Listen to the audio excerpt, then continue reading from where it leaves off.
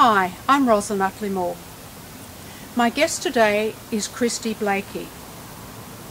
Kristy Blaikie was diagnosed with a non-Hodgkin's lymphoma in 2008. Now that condition is particularly close to my heart because it was the type of cancer that my mother died of some 30 years ago at a tender age of 51. Back 30 years ago, my mother did not have any choices whatsoever. It was surgery, it was chemotherapy, and it was radiation, and they were her only choices. So I'm so enthusiastic to bring this message of Kristy's to you today so she can share with you the vast array of treatments, therapies, diets, supplements, everything that she's been involved with over her journey over the last 5 years. And unlike my mother, Kristy is still here to tell her story and share it with you in the hope that she can give you hope to make those choices for yourself. Welcome, Kristy. Thank you for sharing your story because it really is an amazing journey.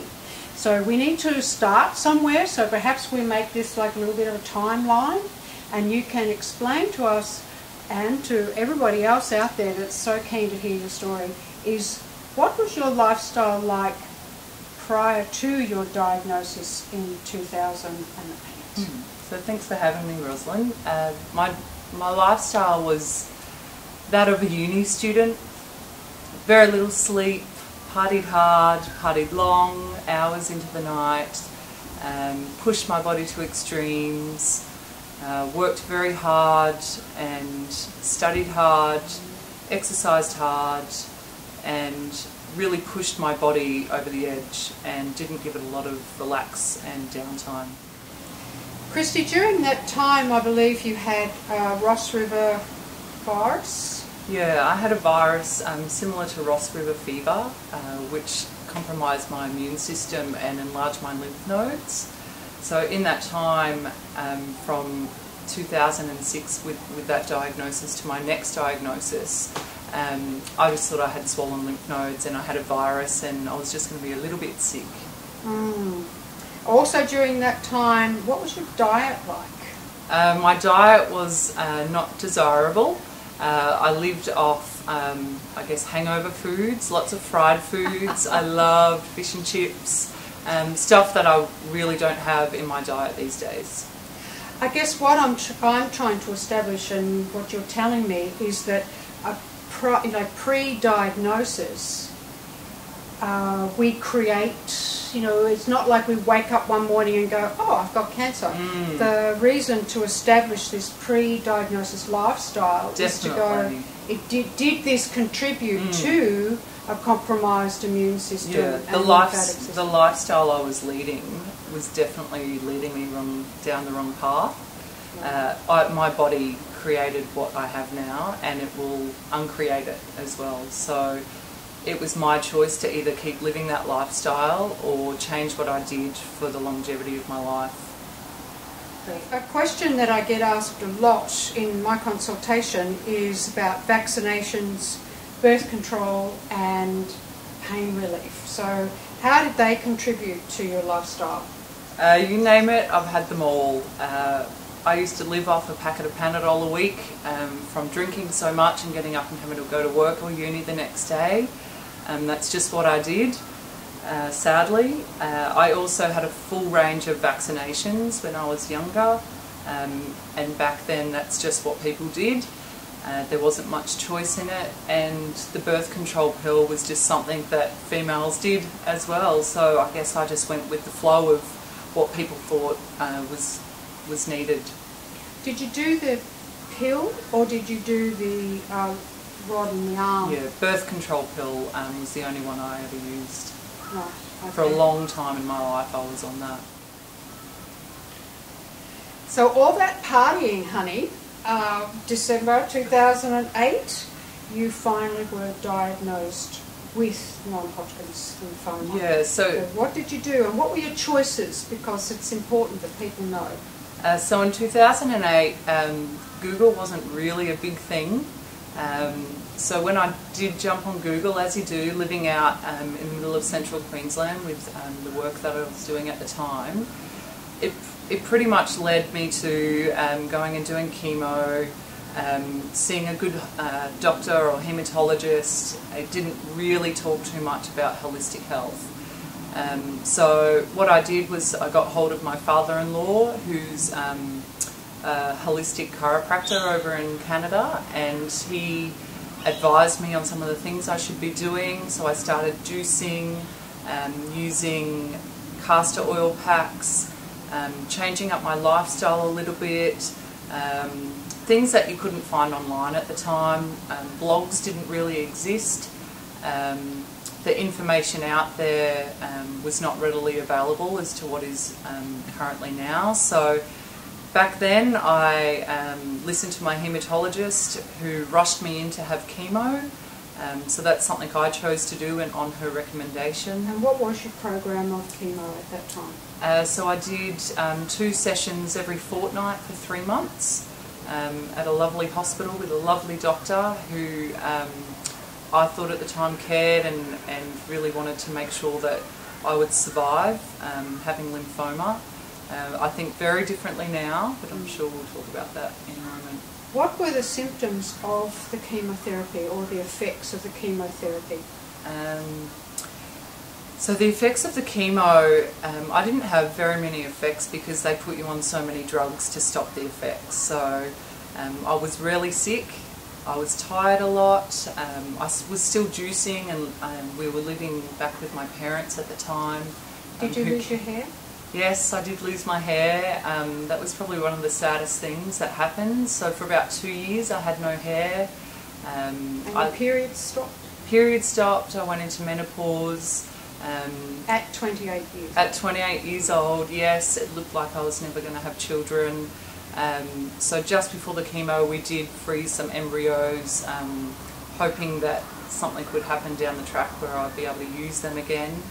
In 2009, Kristy, you went into remission, and I believe you took a year off work, as in one level of work, and you totally embraced a fitness program and a master's degree. So perhaps you could share that with us.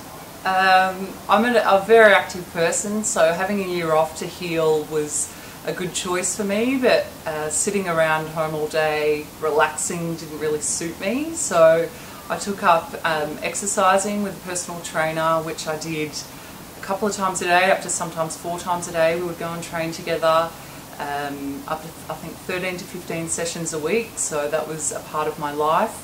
During the day when I wasn't running or exercising, I completed a master's degree in management, leadership and education, and that kept me busy.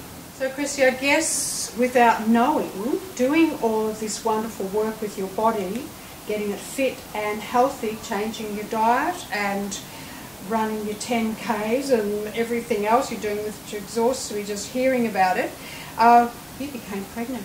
I sure did. That's miracle and magic, wasn't it? It sure was a miracle. All on your, well, perhaps not all on your own, but without any further fertility drugs or definitely. assistance. So, yeah, towards the end of that year, finishing my master's degree and being really fit and healthy, my body was in prime time for baby making. And you got one period, is that correct? Yeah, I just came out of menopause, and we weren't trying to have kids or anything like that, it just happened.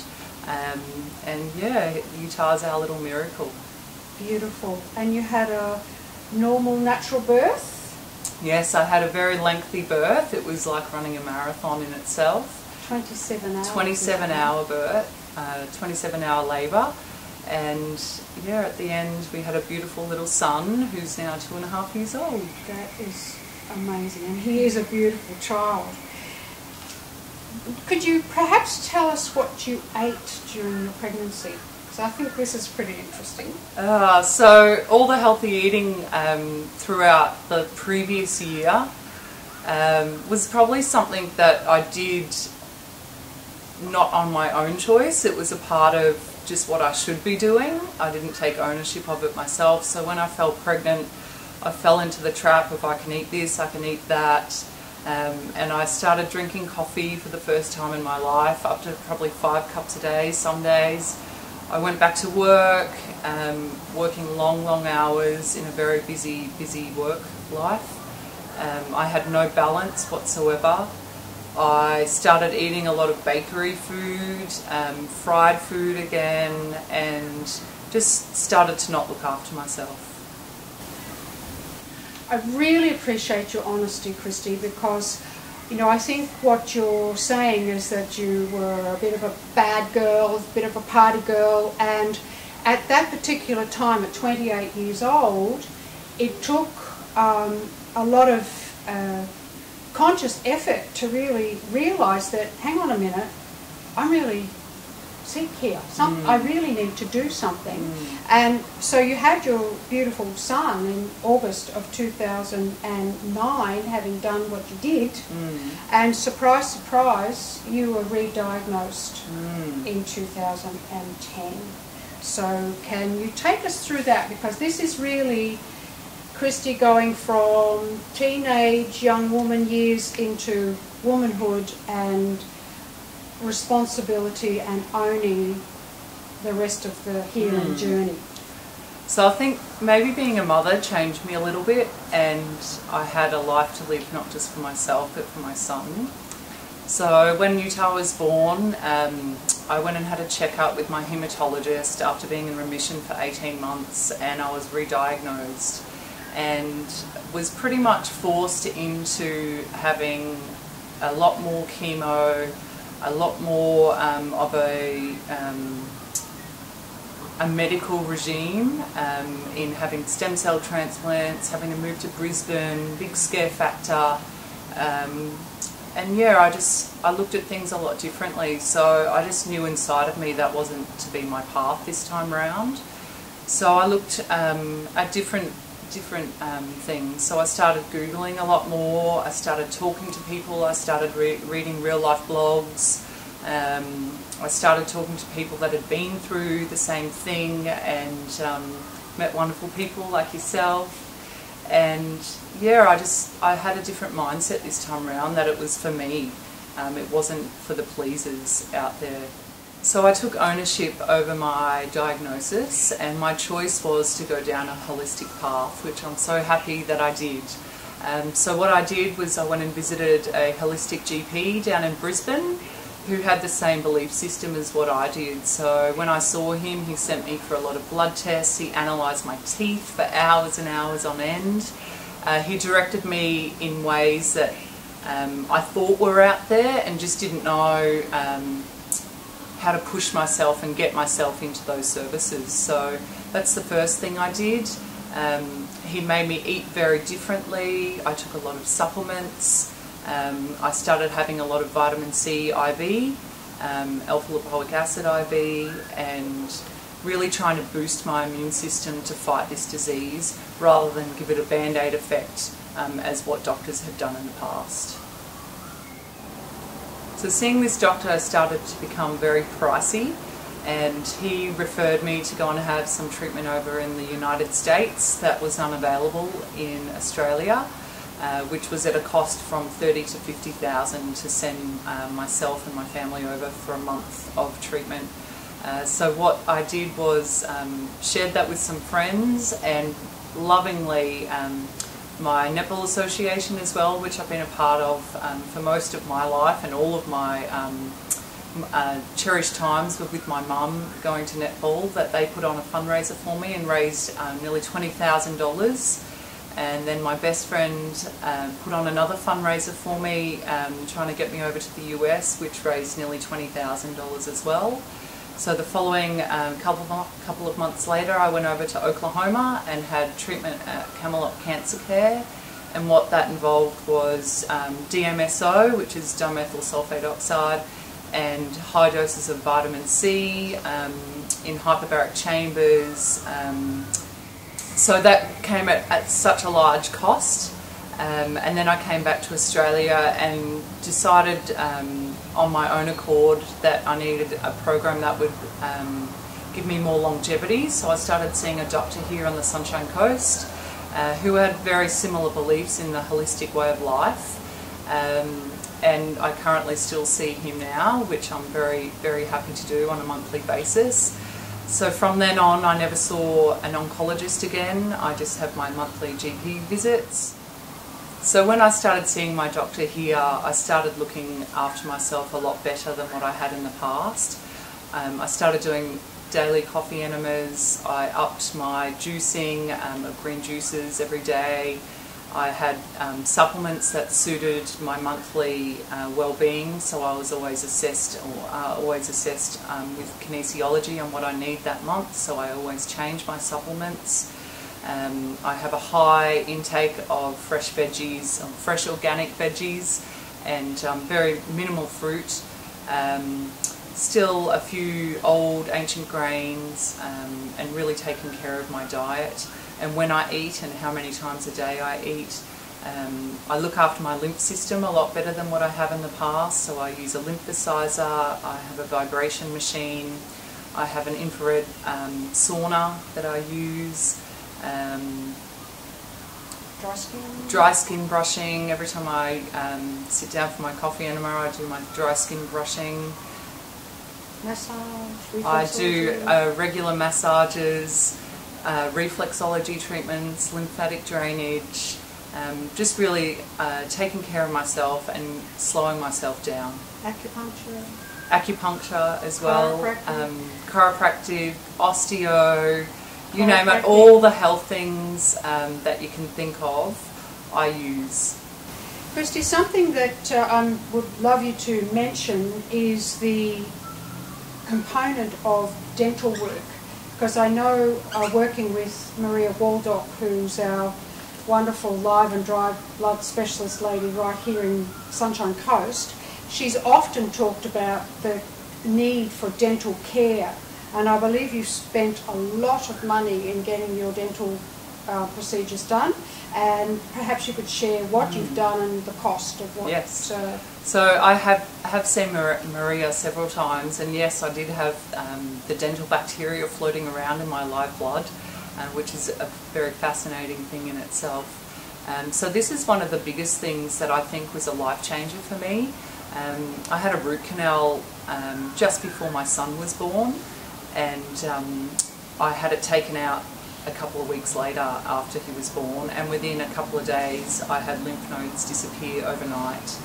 I'm currently still having work done on my teeth and trying to resurrect that certain tooth. It's now cost nearly $10,000 on one tooth from a root canal.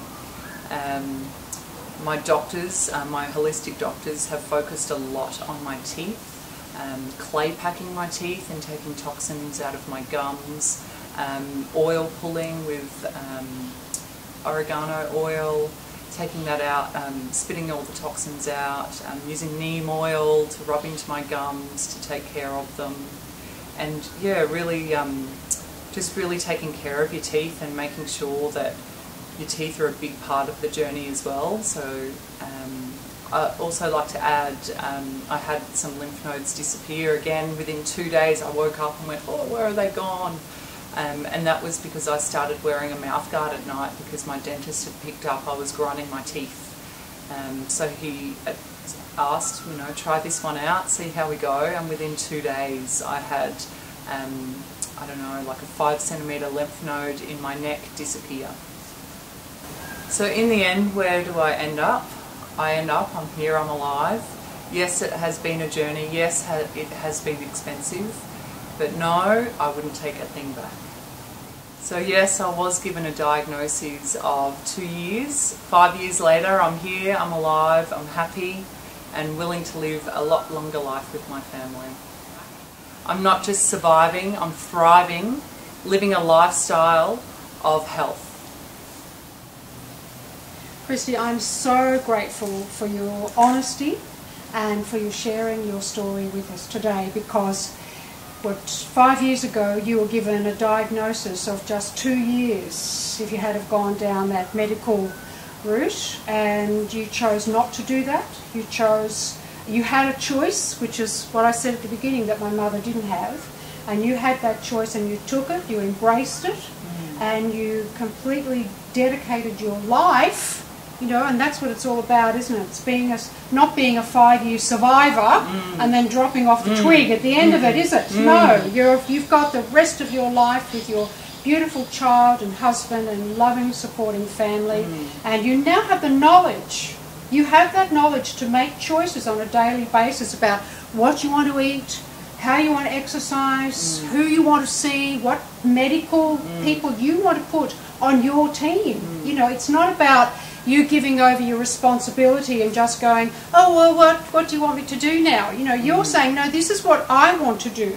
I want to include all of these lovely modalities into my life for the rest of my life, you know. So good on you, Kristy. I really loved sharing your journey, and that's why I wanted to get this message out there, because people need to know that you really, really, really do have a choice. Don't just give it over to somebody else. Take responsibility, be committed, be dedicated and determined to live your life, you know, because, hey, this is what it's about. You can live. Kristy has included a lot of different names of doctors and supplements and diet programs and different juicing modalities and a whole lot of information that I'm sure you probably have missed during this interview. But if you go down onto the blog that's included here, we are going to give you a resource list so that you can contact any of those people or therapies or diet information, and you can access that yourself.